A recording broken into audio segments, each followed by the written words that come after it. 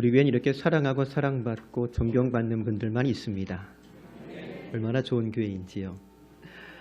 오늘 저녁 예배는 2부 순서로 장로님 권사님 은퇴 찬하식과 더불어서 새롭게 권사 직분을 받으신 분들의 취임 예식도 있습니다. 아주 특별한 시간입니다. 기독교의 모든 예식은 그 예식 자체로 끝나는 것이 아니고 그 예식에 참여하는 회중들의 언약을 갱신한다라고 하는 의미가 있습니다. 예를 들면 나는 이미 세례 받았고 누군가 새롭게 세례를 받을 때 그 세례식에 동참하면 그 타인의 세례 언약을 통해서 나의 옛 세례 언약을 갱신하는 겁니다. 오늘 은퇴식과 취임식을 통해서 역시 마찬가지입니다. 내가 직분을 맡았을 때 했던 그 언약을 갱신한다라고는 의미가 있습니다. 그래서 오늘 이 시간이 은퇴식에 참석하는 은퇴하시는 분들, 또 취임식에 참석하는 취임하는 분뿐만 아니라 우리 모두에게 언약을 갱신하는 특별한 시간이 될 수 있기를 바랍니다. 오늘 저와 여러분이 함께 읽은 본문은 예루살렘으로 향해 즉 십자가의 길을 걸어가시던 주님께서 제자들에게 이르신 말씀 한 곳을 읽었습니다.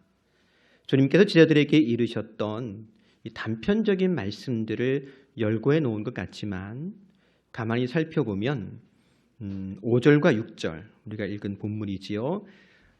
그 사도들이 믿음을 구하는 말씀을 중심으로 그 앞에 우리가 읽지 않았습니다만 1절과 4절 말씀 그리고 그 뒤에 6절과 10절의 말씀을 의도적으로 배치해 놓은 것을 볼 수 있습니다. 그래서 5절과 6절 말씀을 다시 한번 좀 읽어보고 그것들을 좀 우리가 생각해 봤으면 좋겠는데요. 사도들이 주께 여짜오되 우리에게 믿음을 더하소서 하니 주께서 이르시되 너희에게 겨자씨 하나일 만한 믿음이 있었더라면 이 뽕나무더러 뿌리가 뽑혀 바다에 심기어라 하였을 것이요 그것이 너희에게 순종하였으리라. 여기 사도들이라고 하는 단어는 제자들에게 맡겨진 특별한 책임 혹은 사명을 연상하게 만드는 단어입니다. 그런데 여러분 이 사도라고 하는 단어 대신에 여러분의 직분을 넣어도 좋습니다. 혹 내가 직분이 없더라도 그렇다면 여러분의 이름을 넣어도 좋습니다. 또 사도들이 주님께 믿음을 구했다는 표현은 단순히 감성적이나 추상적인 목적이 아닌 그들에게 주어진 책임과 사명과 연관하여서 아주 굉장히 심각하게 자신들의 믿음이 부족했다라고 하는 것을 사도들이 알았다라고 하는 것을 의미할 겁니다. 즉 주님의 일을 맡은 사람들은 누구든지 그 일이 크거나 혹은 작거나 물론 크다 작다라고 하는 것도 사람의 관점이겠습니다만 그것이 비단 자신의 능력이나 재능으로 감당할 수 없는 것임을 알기에 주님께서 맡겨주신 일들 그것을 우리가 사명이라 부르든 혹은 직분이라 부르든 혹 책임이라 부르든 그것은 늘 믿음의 문제로 귀결되어지게 되어 있습니다. 오늘 우리도 마찬가지입니다. 주님께서 우리를 택하여 부르실 때에 우리의 구원을 온전히 이루어 가시려고 또 이루게 하시려고 우리로 주의 몸된 교회가 되게 해주셨습니다. 저와 여러분을 부평제일교회에 심어주신 것입니다. 그리고 마치 시냇가에 심기운 나무가 날마다 생명을 공급받듯 교회를 통해서 은혜를 받게 하시고 또 교회를 섬김으로 주를 섬기게 하십니다. 또 교회를 통해서 하나님 나라 사명을 감당하게 하십니다. 그렇게 열매 있는 삶을 살아가게 하시는 것이지요. 근데 이 모든 것이 실은 믿음의 문제입니다. 믿음 없이는 존재할 수 없는, 믿음 없이는 감당할 수 없는 일들인 것입니다. 그러니 믿음을 구할 수밖에요. 사도들이 주님께 우리에게 믿음을 더하소서라고 했던 것처럼 우리도 믿음을 구합니다. 그리고 믿음으로 주의 일을 감당하며 믿음으로 온전히 구원을 이루어가고 있는 것입니다. 그렇다면 우리가 감당해야 되는 사명, 즉 믿음의 일은 무엇일까요? 오늘 주님께서 이르신 말씀대로 좀 표현해 보자면 그 일은요. 뽕나무를 바다에 심는 일입니다. 여러분, 뽕나무를 바다에 심는다라고 하는 것이 무엇일까요? 아마 두 가지 정도를 생각해 볼 수가 있을 것 같아요. 첫째, 뽕나무를 바다에 심는 일은 불가능한 일입니다. 뽕나무는 뿌리가 깊은 아주 나무로 알려져 있는데요. 그 뽕나무를 뿌리째 뽑는다라고 하는 것도, 설령 뽑는다 치더라도 그것을 바다에 심는 것도 실은 불가능한 일입니다. 물론 오늘날엔 장비가 좋으니까 하고자 한다면 할 수 있겠습니다만 고대에는 전혀 불가능한 일이었겠지요. 또 한 가지는요, 뽕나무를 바다에 심는 일 의미 없습니다. 생각해 보세요. 뽕나무를 바다에 심은들 그게 어떤 의미가 있겠습니까? 서산 간척지에 가면 조수간만의 차이 때문에 물막이 공사를 해야 되는데 난관에 부딪혀가지고 고 정주영 회장이 유조선을 가라앉혀가지고 물막이 공사를 했다는 그런 이야기가 있더라고요. 그런 업적을 또 이렇게 기록해 놓은 큰 광고판도 본 적이 있는데, 혹 유조선 정도를 가라앉힌다면 간척지라도 생기겠지요. 뽕나무를 바다에 심는다고 그것이 어떤 의미가 있겠습니까? 지금 무슨 이야기하고 있는지 좀 느낌이 오세요? 믿음의 일이라고 하는 것이 여러분 때로는 불가능해 보입니다. 믿음의 일이라고 하는 것이 때로는 의미 없어 보이기도 합니다. 그런데 주님은 그 일을 사도들에게 그리고 우리들에게 말씀하십니다. 오늘 본문도 그것을 이루고 있는 거예요. 도대체 믿음의 일이 무엇이기에 이렇게 불가능해 보이고 믿음의 일이 무엇이기에 이렇게 의미 없어 보일까? 첫째로 누가복음 17장 1절과 2절 말씀 보겠습니다. 예수께서 제 아들에게 이르시되 실족하게 하는 것이 없을 수는 없으나 그렇게 하게 하는 자에게는 화로다. 그가 이 작은 자 중에 하나를 실족하게 할진대 차라리 연자 맷돌이 그 목에 매어 바다에 던져지는 것이 나으리라. 우리 주님께서 아주 현실적인 이야기를 하세요. 1번, 실족하게 하는 것이 없을 수는 없으나, 실족하게 하는 일, 쉽게 표현하자면 남에게 죄짓게 만드는 일 혹은 남에게 상처 주는 일을 가리킵니다. 그런데 그런 일이 아주 없을 수 없다는 거예요. 여러분, 이게 다른 사람에게 하신 말씀이 아니고요, 사도들에게 하신 말씀입니다. 제자들에게 하신 말씀이에요. 즉 제자들 사이에서도 좀 더 확장해 보자면 교회 안에서도 실족하게 하는 것이 없을 수는 없다는 겁니다. 사람들이 모이면 설령 믿는 사람들이 모여도 그 안에서 서로 실족하게 만드는 일도 있고 실족하는 사람도 있고 때로는 상처 주는 사람도 있고 때로는 상처받는 사람도 있더라는 겁니다. 간혹 교회 생활 중에 그럴 줄 몰랐다고 하는 사람들이 있어요. 어떤 의미인지 저도 잘 알고 여러분도 잘 알 겁니다. 하지만 우리가 잘 알고 있는 것처럼 우리가 예수 믿기 때문에 완전하고 완벽한 사람은 아닙니다.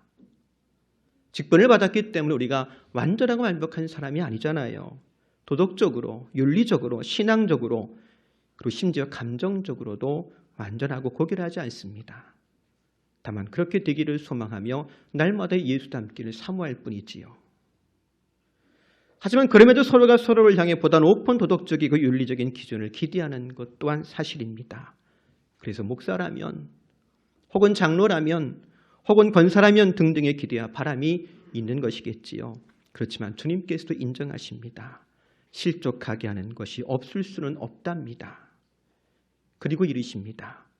그렇게 하는 자에게는 화로다. 그러니 어떻게 해야 되겠습니까? 보통의 사람이라면 그러니까 남을 실족하게 만들면 안 되지 라고 할 것 같아요. 그런데 우리 주님께서는 전혀 다른 해결 방법을 주십니다. 3절과 4절 말씀 보니까 이렇게 이르세요. 너희는 스스로 조심하라. 만일 네 형제가 죄를 범하거든 경고하고 회개하거든 용서하라. 만일 하루에 7번이라도 내게 죄를 짓고 7번 내게 돌아와 내가 회개하노라 하거든 너는 용서하라 하시더라. 마태복음에는 70번씩 7번이라도 용서하라 하고 기록을 하고 있는데요. 여러분, 이 말씀은 도대체 어떤 의미일까요? 너를 범죄케 만드는 사람, 너에게 상처 주는 사람, 그 사람을 용서해 주라는 것입니다. 즉 나에게 죄를 범함으로 나를 분노케 만드는 사람, 실족하게 만드는 사람, 그 형제를 용서함으로 내가 실족하지 않으면, 내가 서운해하지 않으면, 내가 화를 내거나 분노하지 않으면, 내가 상처받지 않으면 실족하게 만드는 사람이 있는 겁니까? 없는 겁니까? 없는 거예요. 그러니 자연스럽게 화를 당할 사람도 연자의 맷돌을 목에 걸고 바다에 던져지는 것이 더 나은 사람도 없게 된다는 거예요. 여러분 좀 느낌이 오세요? 주님께서 어떤 말씀하시고 계신지. 이 말을 좀 더 쉽게 요약하면 이런 뜻입니다. 주님 말씀하세요. 우리가 감당해야 될 사명, 믿음의 일은요, 먼저 서운해하지 않는 겁니다. 상처받지 않는 겁니다. 그리고 용서해 주는 것입니다. 어떻게 살면 그렇게 하겠냐고요? 그래서 믿음의 일입니다. 그래서 우리는 날마다 더 큰 믿음을 구할 수밖에요. 그래서 우리 교회에, 우리 가정에 하나님 나라가 임할 수가 있는 것입니다. 그 믿음의 일을 잘 감당하는 저와 여러분 되기를 축복합니다. 두 번째로 7절 이하에 보면 선한 종의 비유를 알려준 말씀들이 기록되어 있어요. 주님께서 물으십니다. 7절과 8절을 쉬운 성경으로 읽습니다. 너희 가운데 밭을 갈거나 양을 치는 일을 맡은 종이 있는데 그가 밭에서 돌아오면 어서 이리 와서 앉아 먹어라 하고 말할 사람이 누가 있겠느냐. 오히려 종에게 너는 내가 먹을 것을 준비하고 내가 먹고 마시는 동안 허리를 동이고 시중 들다가 그 후에 먹고 마시라 하지 않겠느냐. 이 긴 말씀을 좀 더 쉽게 표현하자면 이렇게 표현할 것 같아요. 종에게는 칭찬이 없다. 뭐가 없다고요? 또 9절 말씀 쉬운 성경입니다.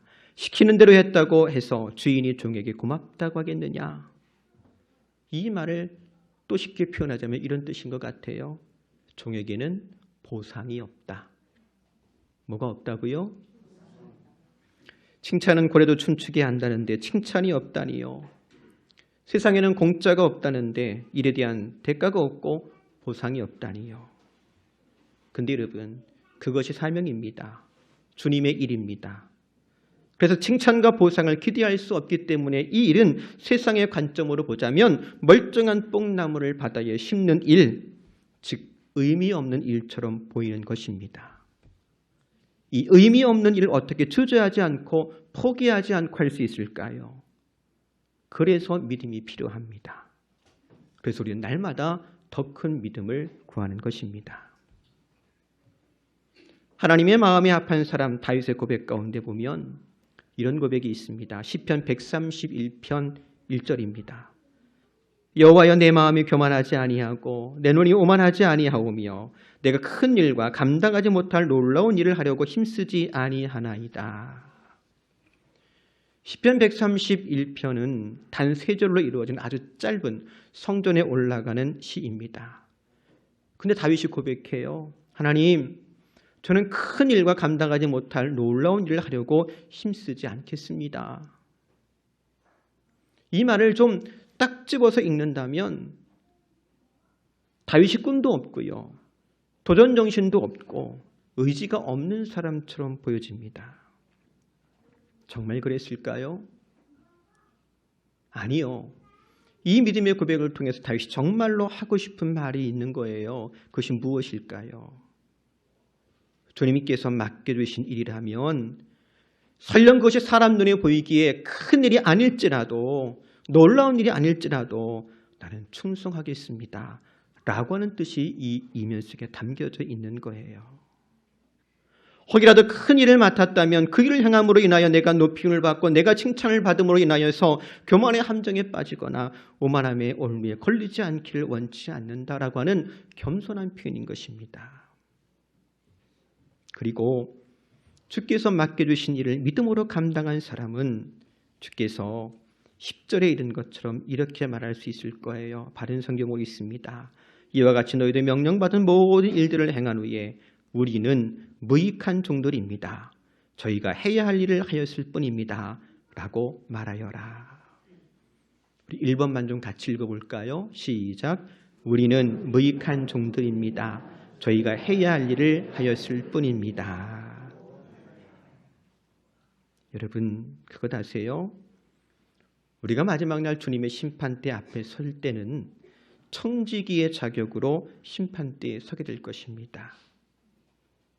그 청지기의 자격으로 주님의 심판대 앞에 섰을 때에 감히 이렇게 겸손하게 고백할 수 있는 저와 여러분 되기를 주의 이름으로 권면해 드립니다. 그러면 주님께서는 우리에게 어떻게 대꾸해 주실까요? 마태복음 25장 21절 보니까 이렇게 적습니다. 주인이 이르되 잘하였도다. 착하고 충성된 종아, 내가 적은 일에 충성하였음에 내게 많은 것을 내게 맡기리니 내 주인의 즐거움에 참여할지어다.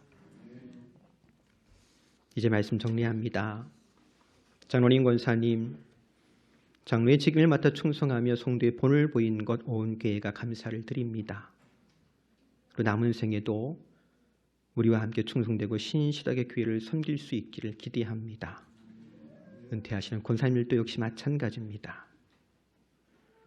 또 새롭게 취임하는 권사님들 앞에서 고 정주영 회장 일화 잠깐 소개해 있는데요. 그 고인의 어록 가운데 가장 유명한 말이 있지요. 임자, 해봤어? 불가능한 것 같은데 그렇게 도전했더랍니다. 맞아요. 그렇게 도전하는 믿음의 삶을 살아갈 수 있기를 부탁을 드립니다. 주님의 일은 뽕나무를 바다에 심는 것 같습니다. 그래서 믿음이 아니면 할 수 없습니다. 그 일을 지금 저와 여러분이 하고 있는 거예요. 세상 눈으로 보자면 불가능해 보이고 의미 없는 것 같지만 그래도 주님의 잔치에 참여할 것이라고 하는 기쁨의 소망을 가지고 죽는 날까지 충성하는 저와 여러분 될 수 있기를 주의 이름으로 권면해 드립니다. 기도하겠습니다. 사랑과 은혜가 많으신 하나님 고맙습니다. 우리를 불러 제자 삼아 주시고 사명자가 되게 하신 것 너무나 고맙고 감사합니다. 하지만 아무리 돌이켜 생각해 보아도 우리 안에는 감당할 능력이 없습니다. 그러하기에 사도들이 그러했던 것처럼 우리도 믿음을 구합니다. 하나님, 우리에게 더 큰 믿음 허락하여 주옵소서. 맡겨진 모든 직임을 잘 감당할 수 있는 믿음을 더하시고 마지막 주님의 심판대 앞에서 나는 부익한 중형이라 겸손하게 고백할 수 있기를 소망하오니 우리의 삶을 이끄시고 인도하여 주옵소서. 예수님의 이름으로 기도합니다.